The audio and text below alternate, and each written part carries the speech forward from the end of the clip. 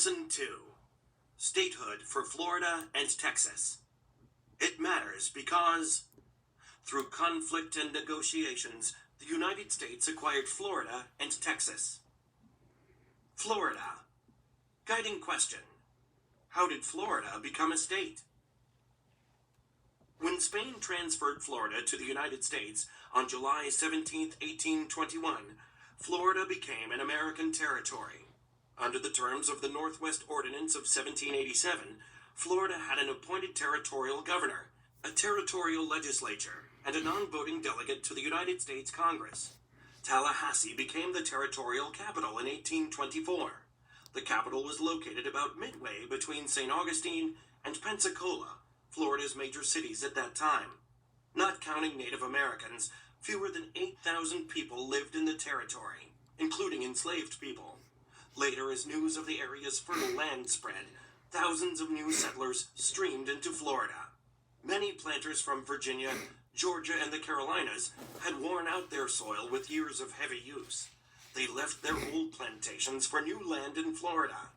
Here the planters established cotton and tobacco plantations, especially in northern Florida and the narrow strip in the northwest called the Panhandle. In addition, small farms and cattle ranches dotted the region of central Florida.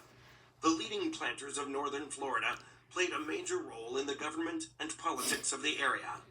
The territory grows.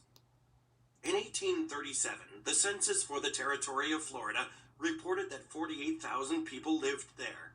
Enslaved people made up about one-half of Florida's population. Officials organized a vote to determine if Floridians wanted to form a state. Only white men over 21 years of age voted in this election. These voters chose to seek statehood.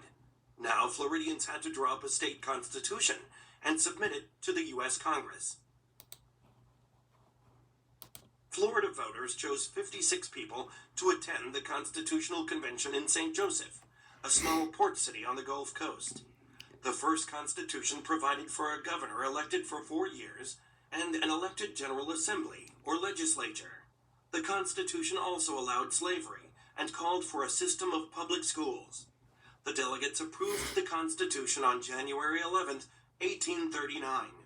Florida then sent the document to the U.S. Congress for final approval, or ratification. Florida's desire to enter the Union as a slave state caused some difficulty. Congress had long struggled to maintain an equal balance between slave and free states. As a result, it would take 6 years for Congress to act on Florida's wish. Congress had to wait until another territory was ready to become a free state. Statehood for Florida. Iowa finally emerged as a free state candidate. With the question of slavery removed, President John Tyler signed the Florida Statehood Bill. Florida became the 27th state in the United States on March 3, 1845. The next year, Iowa became a free state. Thus, the balance between the slave and free states in the nation remained the same in Congress. Texas. Guiding question. How did Texas become a state? In 1821, Mexico won independence from Spain. Mexico controlled the land that is now Texas. At the time, the non-Native American population of Texas was about 3,000. Most of these people were Tejanos, or Mexicans who claimed Texas as their home. Wishing to increase settlement, Mexico offered vast tracts of land to people who would agree to bring families to settle there, as citizens of Mexico. Stephen F. Austin brought 300 American families to settle in Texas. Austin's success made him a leader among the American settlers. At first, Mexico encouraged Americans to settle in Texas. Before long, Americans greatly outnumbered Tejanos. Tensions with Mexico developed when Americans refused to follow Mexico's rules. These included learning Spanish and becoming Catholic. Many Americans also had enslaved African Americans, which Mexico threatened to ban. In 1830, Mexico issued a decree, or official order, closing its borders to further immigration. American settlers, led by Austin and Sam Houston, tried to make peace with Mexican leaders. The efforts failed. Texans, including Americans and Tejanos, began planning to break away from Mexico. In 1835, the conflict grew violent. Mexican General Antonio Lopez de Santa Anna took an army into Texas to punish the rebels. In December of that year, the Texans captured the city of San Antonio from a larger Mexican force. Santa Anna was enraged. His army reached San Antonio in late February 1836. There it found a small Texan force barricaded or blocked off inside a mission building called the Alamo. The Alamo. The Texans had only about 180 soldiers to take on Santa Anna's army of several thousand. The Texans did have brave leaders, however, including folk hero Davy Crockett, Commander William B. Travis, and a tough Texan named Jim Bowie. For 13 days, through several attacks, the defenders of the Alamo kept Santa Anna's army at bay with rifle fire. On March 6, 1836, Mexican cannon fire smashed the Alamo's walls. The Mexican army was too large to hold back. They entered the fortress, killing all the defenders, including Travis, Crockett, Bowie, and a number of Tejanos. Only a few women and children and some servants survived to tell of the battle. The Alamo defenders had been defeated, but they had bought the Texans time to gather troops and supplies. They had also provided the Texans with a rallying cry: "Remember the Alamo." Texas declares its independence. During the siege of the Alamo, Texan leaders met at the town of Washington on the Brazos. Among them were a number of Tejanos, who were also unhappy with Mexican rule. On March 2nd, 1836, 4 days before the fall of the Alamo, they declared independence from Mexico. They then established the Republic of Texas. Texan leaders set up a temporary government.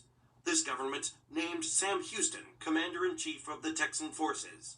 Houston gathered an army of about 900 at San Jacinto, near the site of present-day Houston. Santa Anna camped nearby with an army of more than 1,300. On April 21st, the Texans launched a surprise attack, shouting, "Remember the Alamo!" They killed more than 600 soldiers and captured about 700 more, including Santa Anna. On May 14, 1836, Santa Anna signed a treaty that recognized the independence of Texas. The Lone Star Republic. In September 1836, Texans elected Sam Houston as their president. Mirabeau Lamar, who had fought at the Battle of San Jacinto, served as vice president.